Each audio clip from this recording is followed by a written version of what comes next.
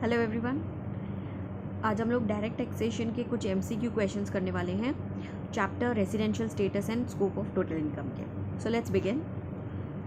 First MCQ, M a foreign national but a person of Indian origin visited India during previous year 13-14 for 181 days. During 4 preceding year he was in India for 366 days. M shall be dash. अब यहाँ पे M एक foreign national person है जो कि Indian origin का person है, जो इंडिया में घूमने के लिए आया है for the financial year and previous year 13-14 में उसका स्टे 181 डेज़ था इंडिया में, और पिछले 4 सालों में उसका स्टे 366 डेज़ है।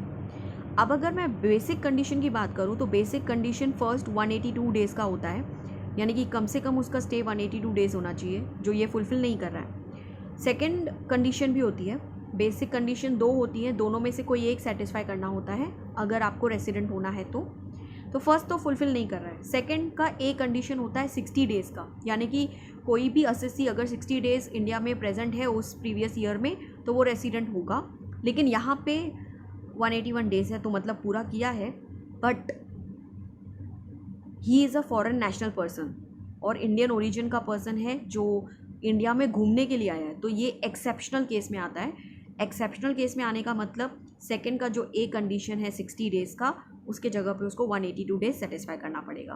तो यहाँ पे इसने 181 डेज स्टे किया है, तो सेकंड का ए कंडीशन भी मतलब फुलफ़िल नहीं कर रहा है। होता 60 डेज़ है, बट क्योंकि ये एक्सेप्शनल केस में आता है तो 182 डेज़ ही सेटिस्फाई करना पड़ेगा। सेकंड की 2 कंडीशंस होती हैं, दोनों की दोनों पूरी करनी पड़ती है। एक होता है 60 डेज़ जो यहाँ पे 182 डेज़ हो गया है, प्लस लास्ट 4 सालों में उसका स्टे 365 डेज़ का होना चाहिए, जो कि उसने सेटिस्फाई किया है। लेकिन यहाँ पे इसने सेकंड का ए कंडीशन फुलफ़िल नहीं किया, फर्स्ट कंडीशन फुलफ़िल नहीं किया, सिर्फ सेकंड का बी कंडीशन फुलफ़िल कर रहा है। इसका मतलब मिस्टर एम रेसिडेंट नहीं है इंडिया का, तो option B is the correct answer. Next है, income which accrue or arise outside India and also receive outside India is taxable in case of. बाहर की इनकम बाहर मिली, कंट्रोल भी बाहर है, तो एक ही पर्सन को टैक्सेबल होता है, वो है रेसिडेंट एंड ऑर्डिनरीली रेसिडेंट। तो यहाँ पे करेक्ट आंसर रहेगा हमारा ए। थर्ड है, income which accrue outside India from a business control from India is taxable in case of. Income which accrue outside India मतलब बाहर की इनकम, लेकिन बाहर की इनकम बाहर ही मिली लेकिन उसका कंट्रोल इंडिया में, तो जब कंट्रोल इंडिया में तो 2 लोगों को टैक्सेबल होती है, resident and ordinarily resident, resident but not ordinarily resident. तो यहाँ पे ये ऑप्शन है हमारा सी। फोर्थ वन है, income deem to accrue or arise in India is taxable in India. India में मिलने वाली इनकम, इंडिया से मिलने वाली इनकम सबको टैक्सेबल होती है to all the assessees. So right answer is D. Let's see few more examples, few more MCQs. That is, KG Limited is an Indian company whose entire control and management of affairs is situated outside India. अब यहाँ पे ये company है KG Limited, जो कि Indian company है, जिसका control जो है वो बाहर है। देखो, कंट्रोल कहीं पर भी रहने दो, वो इंडियन कंपनी है, राइट? तो अगर ये इंडियन कंपनी है तो इट इज़ इंडियन कंपनी है, तो इसका मतलब इंडिया से मिली होगी इनकम, तो इंडिया से मिली इनकम, तो यहाँ पे उसने पूछा है entire control and management of affairs is situated of India. KG limited is resident in India, non resident in India, not ordinarily resident in India, none of this. यहाँ पे ये रेसिडेंट इन इंडिया होगा क्योंकि registered कहाँ है? India में। Indian company है, registered India में है, तो KG Limited is resident in India in any previous year. So right answer is A. Next is John, a foreign national, visited India during previous year for 180 days. In earlier to this, he never visited India. इसके पहले मतलब वो कभी India में नहीं आया। John in this case shall be. John एक foreign national है, इंडिया में विजिट के लिए आया है 180 डेज़, जो हमने पहला क्वेश्चन किया था सेम उसी की तरह है ये भी। ये एक्सेप्शनल केसेस में आता है, तो फर्स्ट जो कंडीशन है 182 डेज़ वो तो सेटिस्फाई नहीं कर रहा है। सेकंड का जो ए कंडीशन है 60 डेज़ होता है वैसे तो, लेकिन यहाँ पे क्योंकि ये फॉरेन नेशनल है और इंडियन ओरिजिन का नहीं है तो ये एक्सेप्शनल केस में नहीं आएगा। पहले वाले एग्जाम्पल में वो इंडियन ओरिजिन का था, बट यहाँ पे कहीं मेंशन नहीं किया इंडियन ओरिजिन का है, इंडिया में घूमने के लिए आया है। तो सेकंड का ए कंडीशन पूरा किया उसने 60 डेज़ वाला, और लास्ट 4 ईयर्स में उसका स्टे 365 डेज़ होना चाहिए, जो कि इसने सेटिस्फाई नहीं किया है। कैसे पता किया हमने? Earlier to this he never visited India, मतलब इसके पहले कभी वो इंडिया में आया नहीं है, मतलब 4 साल में तो उसका स्टे होगा ही नहीं। तो first condition is not satisfied, second का ए कंडीशन सेटिस्फाइड है, सेकेंड का बी कंडीशन सेटिस्फाइड नहीं है, तो he is non resident. That means correct answer would be B, that is non resident.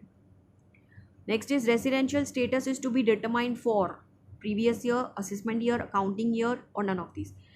Residential status हर प्रीवियस ईयर का calculate किया जाता है, एवरी प्रीवियस ईयर आपको रेसिडेंशियल स्टेटस निकालना पड़ेगा। So right answer is A. Next is incomes which accrue or arise outside India but are received directly into India are taxable in case of income which accrue or outside India, बाहर की income है but are receive directly into India, लेकिन मिला कहाँ पे? India में। तो India में मिलने वाली इनकम टैक्सेबल टू ऑल, तो it is taxable to all the assessees. तो right answer is D. Total income of person is determined on the basis of his residential status in India, citizenship in India, none of these, both of these. So यहाँ पे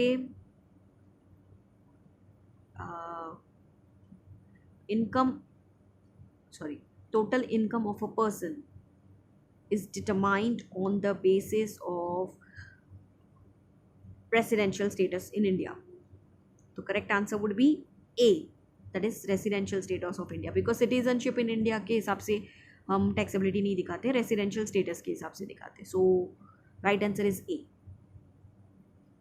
next is Y limited is an Indian company whose entire control and management of its affairs is situated outside India. Why shall be resident in India? क्योंकि KG limited वाले में भी मैंने आपको कहा same scenario उसका यहाँ पे भी है, क्योंकि अगर कोई कंपनी रेसिडेंट इन इंडिया है, आई मीन इंडियन कंपनी है, तो वो हमेशा रेसिडेंट ही रहेगा, इरिस्पेक्टिव उसके कंट्रोल कहाँ पे है, अफेयर्स कहाँ पे है, कहीं पे भी रहने दो। Next is A limited is registered in UK, the control and management of its affair is situated in India. In India आ गया फिर से, तो इंडिया में मिलने वाली इनकम, इंडिया से मिलने वाली income. Shall be resident in India, of course resident in India, क्योंकि कंट्रोल इसका कहाँ है? इंडिया में है, तो वो रेसिडेंट इन इंडिया हो। भले रजिस्टर्ड किधर है? यूके में, लेकिन कंट्रोल किधर है? इंडिया में। तो इंडिया में मिलने वाली इनकम, इंडिया से मिलने वाली इनकम सबको टैक्सेबल होती है, so resident in India.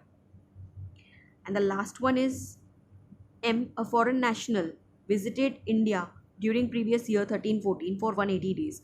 Earlier to this he never visited India. M is in this case is dash.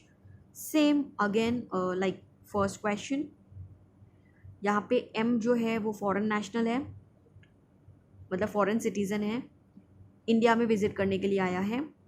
Previous year 13-14 में उसका स्टे 180 डेज़ है, इसके पहले वो कभी इंडिया में आया नहीं है, तो he is non resident. How?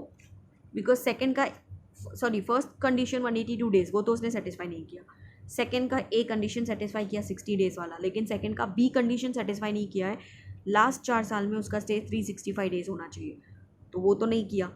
तो बेसिक कंडीशन का रूल है, या तो पहला कंडीशन पूरा करो या तो सेकंड की दोनों कंडीशन पूरा करो, तो इसने ना तो फर्स्ट पूरा किया है ना तो सेकंड की दोनों पूरे किए है, इसके लिए non resident in India. I hope आप लोगों को ये सारे MCQ समझ में आए होंगे। Thank you very much for watching this video. Please do like and subscribe to the channel. I will upload more videos of MCQ questions very soon. Stay tuned for it. Thank you very much.